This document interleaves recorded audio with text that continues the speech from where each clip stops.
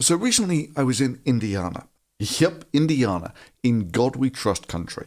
And I had to go on this road trip down to Tennessee, which is why I didn't get a chance to make any videos that week, and was stunned by the number of religious billboards. I mean, there really was everything, from telling pregnant women that an embryo that most people wouldn't even be able to identify as human has a beating heart. Seriously, this is what an embryo looks like when it's got a beating heart. It's tiny, about the size of a pen tip.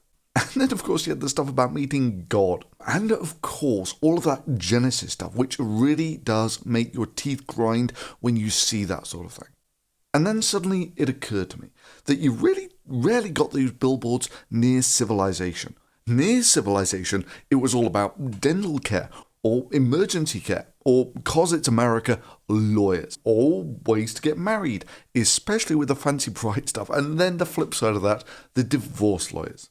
And a gazillion and one other perfectly natural and nothing to be ashamed of commercial capitalist society things.